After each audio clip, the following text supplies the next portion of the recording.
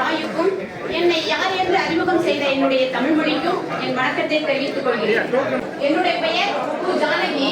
நான் அறிவியல் ஆசிரியராக திருவண்ணாமலை மாவட்டத்தில் பணிபுரிந்து வருகிறேன். இங்கு ஏற்கனவே காலையிலிருந்து இவ்வளவு நேரமாகவும் தமிழ் கவிதைகளும் கட்டுரைகளும் பாடல்களும் கேட்டு கேட்டு உங்கள் காதுகள் நடத்து போயிருக்கிறது என்று நினைக்கிறேன். நான் அந்த கவிதையெல்லாம் வாசிக்க போவதில்லை. ஆனாலும் எனக்கு ஒரு சில பொறுப்புகள் கொடுத்திருக்கிறார்கள். இந்த நூல் அரங்க வெளியீட்டு விழாவில் தலைமை ஐயா அவர்களை பற்றி கண்டிப்பாக நான் பேசியாக வேண்டும். சிகரம் எட்டிய பின் இதயம் காணும் இன்பத்தின் முன் ஏறி வந்த போது பட்ட சிகரங்கள் எம்மாத்திரம் உள்ளத்தையும் உழைப்பையும் குறிக்கோளுக்கே அர்ப்பணித்தான் சாதனை என்ன சகலமும் சாத்தியமே. சாதிக்க வேண்டும் என்ற ஆசை, சாதிக்க முடியும் என்ற தன்னம்பிக்கை, சாதித்தே தீர்வேன் என்ற வைராக்கியம், தடைகள் பலவரிலும் தாண்டி வரும் மன உறுதி, இவை அனைத்தையும் ஒருங்கே பெற்ற எங்களுடைய நூல் வெளியீட்டரங்கம் தலைமை நிகழ்வில் வழிநெறிவு நீதிபதி ஓ. நடராஜன் ஐயா அவர்களை வரவேற்பதில் பெருமகிழ்ச்சி அடைகிறேன், வணங்குகிறேன். ஐயாவை நான் முதலாக இணையத்தில் மட்டுமே நாங்கள் பார்க்கிறேன். ஆனால் இன்று பார்க்கும் பொழுது எனக்கு ஒரு ஆச்சரியமாக இருந்தது. ஐயாவுக்கு 83 வயது என்று நான் கேள்விப்பட்டேன். ஆனால் நேரடியாக பார்க்கும் பொழுது ஐயா 43 போல இருக்கிறீர்கள் ஐயா. அந்த அம்மாவிடம் கேட்டேன், அம்மா எந்த கடையில் அம்மா அரிசி வாங்குறீங்க சொல்லுங்க, நாங்களும் வாங்கிக்கிறோம் அப்படின்னு. அதாவது அவை கொஞ்சம் இறுக்கமா இருக்குது, கொஞ்சம் தடர் பார்க்கட்டும் அப்படின்னு சொல்லி நினைக்கிறேன். நான் ஒரு ஆசிரியராக இருப்பதால் என்னால சின்சியரா பாடமும் நடத்த முடியும், சீரியஸா என்ன பண்ண முடியும், சிரிக்கவும் வைக்க முடியும். இன்னைக்கு இருக்க மாணவர்கள் நிலைமை அப்படிதான் இருக்கிறது.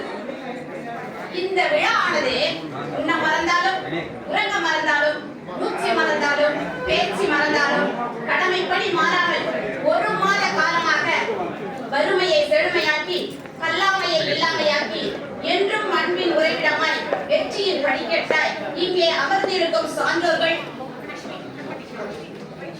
அவர்களின் அயராத உழைப்பினால் விளைந்த பொக்கிஷம் தான் இந்த கலந்துரையாடும் பேரவையின் 20வது நாள் வெற்றி கொண்டாட்டம். எவ்வளவு போராட்டங்கள், பிரச்சனைகள் இவற்றையெல்லாம் கடந்து சிறப்பாக நடந்து கொண்டிருக்கிறது. அனைவருக்கும் என்னுடைய மரியாதையுடன் கடந்த வணக்கத்தை தெரிவித்துக் கொள்கிறேன். முதல் ஒன்று சொல்ல கடமைப்பட்டிருக்கிறோம். இந்த விழா வெற்றி அடைவது என்பது இந்த அரங்கத்தை நமக்கு எப்படி கொடுத்தார்களோ அதே போல் சுத்தமாக கொடுப்பதில் தான் இருக்கிறது. இதற்கு நாம் அனைவருடைய பங்கு குறிப்பிடத்தக்கது. ஆகையில் நாம் அனைவரும் பொறுப்புடன் செயல்பட வேண்டும் என்று கூறிக்கொள்கிறேன். அதாவது நாம் பொறுப்பா கொடுக்கிறோம் இல்லையா, இதுலயும் ஒரு நாட்டுப்பற்று இருக்கிறது, நமக்கு ஒரு கடமையும் இருக்கிறது. இன்னைக்கு இருக்கக்கூடிய தலைமுறை அதாவது நாட்டுப்பற்று, வீட்டுப்பற்று, தந்தை பற்று, தாய் பற்றி எல்லாம் நிறைய பேசியிருக்கிறோம். இந்த இடத்தில் நாட்டு பற்றி எப்படி வேலை செய்கிறது? அந்த காலத்துல சுதந்திர போராட்டத்துக்கு போயிருப்பாங்க, வீட்டுக்கு ஒரு ஆள் வாங்க சொல்லியிருப்பாங்க.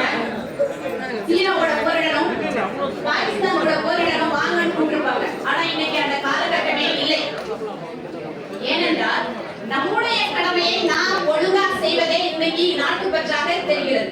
ஒரு மாணவன் தன்னுடைய படிப்பை சரியாக படிப்பது நாட்டுப்பற்று, ஒரு ஆசிரியர் தன்னுடைய பாடத்தை சிறப்பாக நடத்துவது நாட்டுப்பற்று. இங்கே இருக்கக்கூடிய ஐயா அவர்கள் இன்று காலையில் கூட காலம் தவறாமை அப்படி என்பது ஒரு நாட்டுப்பற்றாக நான் நினைக்கிறேன். அனைவரும் 9 மணிக்கு இருந்த அந்த டைமுக்கு நாம் 8:30 மணிக்கு வந்திருந்தால் இன்னைக்கு ஏகப்பட்ட இந்த வேகங்களும் விவாதங்களும், அதாவது எல்லாமே வேக வேகமா நடக்கிற மாதிரி ஒரு சூழ்நிலை வந்திருக்காது. இது அனைவரும் நாம் பொறுப்பேற்றுக் கொள்ள வேண்டும். அடுத்ததாக இப்பொழுது நிகழ்ச்சிக்குள் செல்லலாம். இந்தியாவில் ஏறக்குறைய 1300 மொழிகள் பேசப்படுகின்றன. எத்தனை மொழிகள் பேசப்பட்டாலும் அவை அனைத்திற்கும் சிறப்பாக செம்மொழி என்று அறிவிக்கப்பட்டது நம்முடைய தாய்மொழி மட்டுமே. ஜூன் 6, 2004 நம்முடைய மதிப்பிற்குரிய APJ அப்துல் கலாம் ஐயா அவர்கள் குடியரசுத் தலைவராக இருந்த பொழுது செம்மொழியாக நம்முடைய தமிழ் மொழி அறிவிக்கப்பட்டது. இத்தகைய சிறப்புமிக்க மொழியில் பேசுவதும் படிப்பதும் சிறப்பு. ஆனால் நூல் எழுதுவதே சிறப்பிலும் சிறப்பு. அரிது அரிது மானிடராய் பிறத்தல் அரிது, மானிடராயினும் குருடே செவிடு பேடு நீங்கி பிறத்தல் அரிது. அப்படியே பிறந்தாலும் தமிழ்நாட்டில் அழகாக தமிழ் பேசும் மானிடராய் பிறத்தல் அரிது. அப்படியே பேசினாலும் நளினமாக அந்த தமிழ் மொழியை கையாள்வது அரிது. அப்படிப்பட்ட நூல் ஆசிரியர்களை நான் இங்கே அறிமுகப்படுத்துவது எனக்கு கிடைத்த வாய்ப்பு அரிதிலும் அரிது. இந்த வாய்ப்பை அளித்த அனைவருக்கும் என் நன்றியை தெரிவித்துக் கொள்கிறேன். முதலாவதாக வானம் பறவைகளுக்கு பார்வையில்லை செல்வி காரே அக்ஷயா MBA படித்துக் கொண்டிருக்கும் கல்லூரி மாணவி திருமதி ரேவதி கணேசன். அதாவது தாயும் மகளும். ஐயா, இவர்களை பற்றி ஒரு சில வரிகள். அவர்களை இந்த கலந்துரையாடும் பேரவை பெருமையுடன் மேடைக்கு அழைக்கிறது. உங்களுடைய நூல் வெளியிடப்பட்டு புகைப்படம் எடுத்துக் கொள்ளலாம். இதை பற்றிய மீதியுள்ள தகவல்கள் நம்முடைய கலந்துரையாடும் பேரவையில் நாம் கண்டிப்பாக ஒவ்வொரு வாரமாக வெளியிடுவோம். வேணும் என்பவர்கள் அவர்களை தொடர்பு கொண்டு இந்த புத்தகங்களை நீங்கள் பெற்றுக் கொள்ளலாம். இந்த காரை அக்ஷயா மற்றும் திருமதி ரேவதி கணேசன் இந்த தாய் மகளும் என்ற பொழுது எனக்கு ஒரு கவிதை ஞாபகம் வருகிறது. சிறு வயதில் திட்டிக் கொண்டே ஜடை பின்னுவதும் அழுது கொண்டே அம்மாவிடம் தலையை கொடுப்பதும் தாய் மகளின் உறவில் பிரிக்க முடியாத நிகழ்வு. ஆனால் வளர்ந்த பின் அந்த அம்மாக்களே இப்படிதான் என்று பெண்ணும் எப்பொழுதுமே செல்லிட பேசிதான் என்று தாயும் சலித்துக் கொள்ளும் இந்த காலத்தில் வலைதளங்களில் வளைய வந்து கொண்டிருக்கும் என் அன்பு மகளே, நீ வளம் வந்து பொழுதே பதறியது என் நெஞ்சம், நீ கற்றதை கற்றுக்கொடு எனக்கும் கொஞ்சம் என்று தாயும் மகளுமாக எழுதிய இந்த நூல்தான் வானம் பறவைகளுக்கு பாரமில்லை. இதை பற்றிய நூலை பற்றிய ஒரு சில கருத்து. எழுத்தாளருக்கு எந்த பிரச்சனை இல்லைங்க. எவ்வளவு பிரச்சனை வந்தாலும் பறவைக்கு எப்படி வானம் பாரமில்லையோ அதை போல சிறப்பாக ஒரு எழுத்தாளர் ஒரு நூலை வெளியிட முடியும். புதிய எழுத்தாளரை இங்கே அறிமுகப்படுத்துவதில் நம்முடைய கலந்துரையாடல் பேரவை மிக பெருமை கொள்கிறது. புதிய எழுத்தாளர் வந்தமைக்கு பாராட்டுகள். பதிப்பகத்தினுடைய பேர் சொல்லுங்க, விலை சொல்லுங்க. இந்த இளைய எழுத்தாளர்களுக்கு நாம் கைகளை தட்டி உற்சாகப்படுத்தினால் அடுத்து பதிப்பகங்களுக்கு வேலை வந்து கொண்டே இருக்கும் என்பதில் ஐயமில்லை. டீச்சர், பதிப்பகத்தின் பேரு வேலை. தமிழ் இலக்கியங்களில் பேசப்படாத வாழ்க்கை தத்துவங்களே இல்லை என்று கூறலாம். 8 தொகை நூல் ஒன்றான ஐங்குறுநூறு பகுத்தறிவு முத்துச்சரம் என்ற நூலை அழகிரி ஐயா அவர்கள் இப்பொழுது நூல் வெளியீட்டு விழாவின் மூலமாக நம்மளுக்கு அறிமுகப்படுத்துகிறார்கள். இந்த கலந்துரையாடல் பேரவை அவர்களை பெருமையுடன் மேடைக்கு அழைக்கிறது. புத்தகத்தினுடைய மேலோட்டமான கதைகள் உங்களுக்கு கலந்துரையாடும் பேரவையின் மூலமாக பின்னர் தெரிவிக்கப்படும். பகுத்தறிவு முத்துச்சரம் E.K. ராமசாமி ஐயா அவர்கள். இந்த மண்ணின் மைந்தர் அவர்.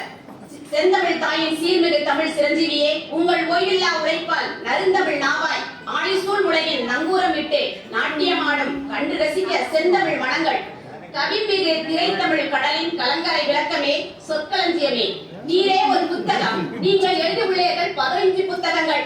அவற்றுள் சில தமிழில் ஆயிரங்கள், திராவிட இயக்க சிந்தனைகள், தமிழ் சிரிப்பு, திருக்குறள் நெறியின் கீதையும் பாதையும், சமூக புரட்சியாளர்கள், காந்தியும் கோராவும்.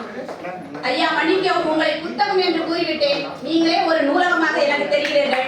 இந்த பெருமையுடன் உங்களை கௌரவிக்கிறோம். ஐங்குறுநூறு நூலை ஆங்கிலத்தில் மொழிபெயர்த்துள்ளார் என்பது தெரிகிறது.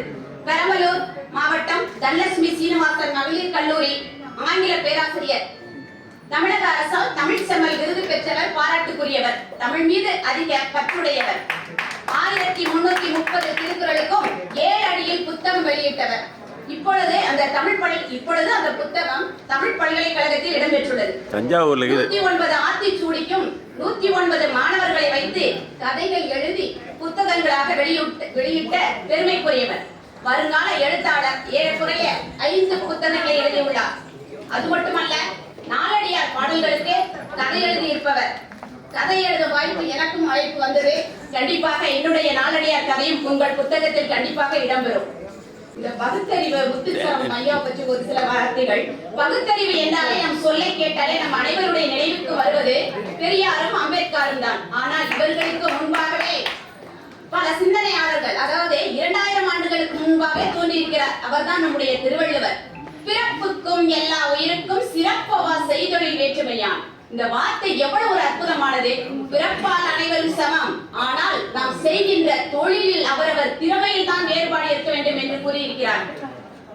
மழித்தலும் நீட்டலும் வேண்டா, உலகம் பழித்ததே ஒழித்து விடு. எவ்வளவு பெரிய பகுத்தறிவு சிந்தனை. நீ எந்த சாமிக்காகவும் நீண்ட ஜடமுடி வைக்க வேண்டாம், எந்த கடவுளுக்காகவும் நீ மொட்டையடிக்க வேண்டாம். ஆனால் இந்த உலகம் எது நல்லது கெட்டது என்று சொல்கிறதோ அதற்கு நீ நடந்து உண்மையாக இருந்தால் போதுமானது என்ற பகுத்தறிவை திருவள்ளுவர் 2000 ஆண்டுகளுக்கு முன்னவே சொல்லியிருக்கிறார். முக்கியமான ஒரு கடமை ஒன்று நமக்கு இருக்கிறது ஐயா. எதையும் கேட்காத இன்றைய மாணவர்கள், அம்மா என்றாலே லட்சியம் காட்டும் பிள்ளைகள், எப்போதும் கவலையோடும் கலவரத்தோடும் இருக்கும் பிள்ளைகள், 24 மணி நேரம் புனித தலை நிமிராமல் கைபேசியுடனும் 2 வரி கூட தொடர்ந்து தமிழில் பேச முடியாத மாணவர்கள், வீட்டிற்கு உறவினர்கள் வந்தால் கூட யார் என்று கேட்கும் இன்றைய இளைய தலைமுறை எங்கே போய் கொண்டிருக்கிறது என்று நினைக்கக்கூடிய இந்த தருணத்தில் இவை அனைத்திற்கும் முற்றுப்புள்ளி வைக்கும் விதமாக நம்முடைய திருக்குறள் முற்றோதல் கலந்துரையாடும் பேரவை நாம் இன்று நம்முடைய புதியதோர் உலகம் செய்யும் என்ற ஒரு வார்த்தையோடு ஒரு வாஞ்சனையோடு இங்கு சொல்லிக் கொள்வதில் பெருமைப்படுகிறோம். புதிய தலைமுறையை உருவாக்கும் அனைத்து சான்றோர்களுக்கும் இது 2000வது மட்டுமல்ல 20,000வது வெற்றி விழாவும் கொண்டாடி நல்லதொரு தலைமுறையை உருவாக்கும் என்ற நம்பிக்கையை உங்களிடமிருந்து விடைபெறுகிறேன். நன்றி, வணக்கம்.